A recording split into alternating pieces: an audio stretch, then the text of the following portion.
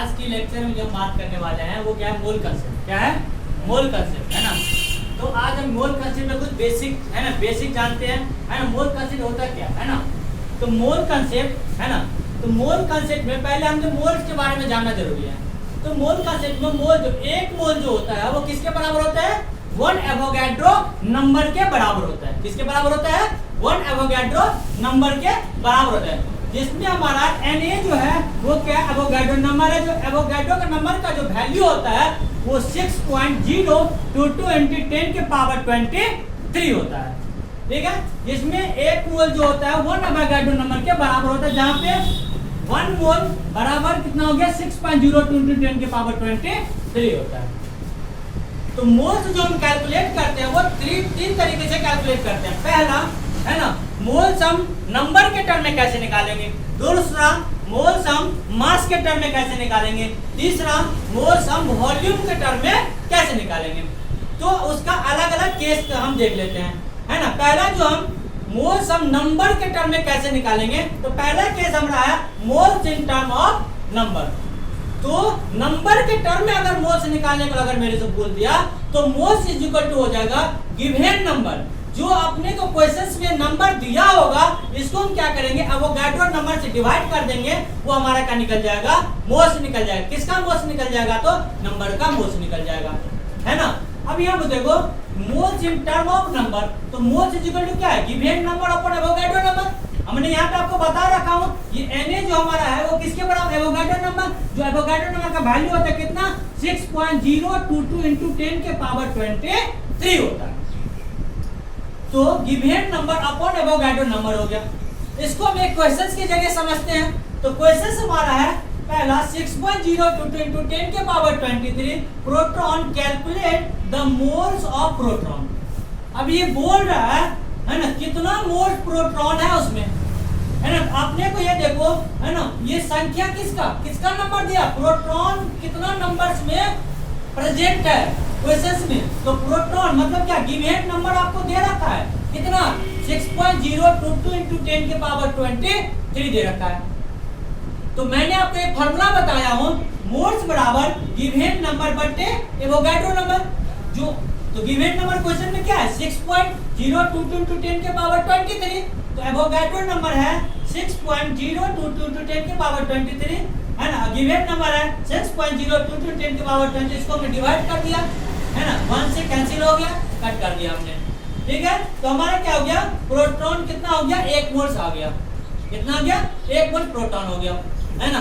एक बात हमेशा ध्यान रखना, जो हमारा क्वेश्चंस में नंबर गिवेंस होगा उसको हम ऊपर में रखेंगे और हम एवोगैड्रो नंबर से क्या करेंगे? डिवाइड कर देंगे, वही हमारा क्या निकल जाएगा?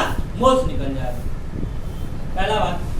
और उसके बाद हमने 3 केस बताया था, उसमें से पहला केस हमारा क्या था? Moles in term of number, और दूसरा क्या है? Moles in term of mass है।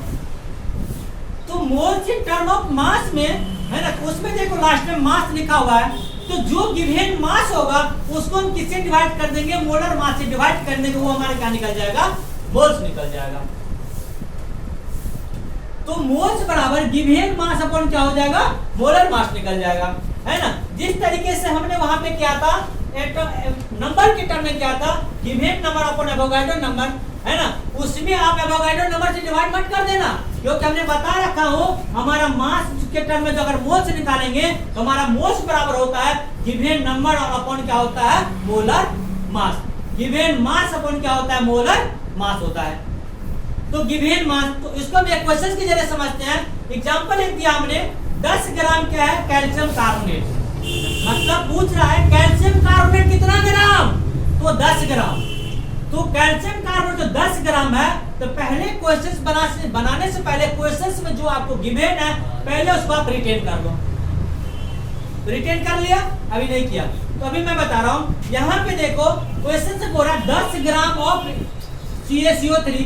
CaCO3 मतलब क्या? कैल्शियम कार्बोनेट, है ना। तो यहाँ पे 10 ग्राम है कैल्शियम कार्बोनेट, मतलब गिवन मास कितना है? 10 ग्राम है। किसका? कैल्शियम कार्बोनेट का। तो ये गिवन मास हो गया 10 ग्राम, है ना। और मोलर मास किसका? कैल्शियम कार्बोनेट का। तो मैंने मोलर मास आपको सिखा रखा हूँ। कैल्शियम का होता है 40, कार्बन का होता है 12 और ऑक्सीजन का 16 होता है। तो ऑक्सीजन कितना है? 3 ऑक्सीजन है, तो 16 को 3 से मल्टीप्लाई कर दिया, 16 से कितना हो गया? 48। तो 40 प्लस 12 प्लस 48 कितना हो गया? 100 ग्राम हो गया। किसका? मोलर मास आ गया। मोलर मास किसका? CaCO3 कैल्शियम कार्बोनेट का मोलर मास क्या हो गया? 100 ग्राम आ गया। जब आपको गिवन मास पता चल गया है ना, और मोलर मास भी पता चल गया, तो आप मोल्स निकाल सकते हो मास के टर्म में, निकाल सकते हो। तो कैसे? हमने बताया मोल्स बराबर क्या होता है? गिवन मास अपन क्या होता है? मोलर मास होता है ना। गिवन मास अपन मोलर मास होता है। तो आपको बताओ यहाँ पे गिवन मास कहाँ दे रखा है? ये 10 ग्राम दे रखा है, दिख रहा है आपको?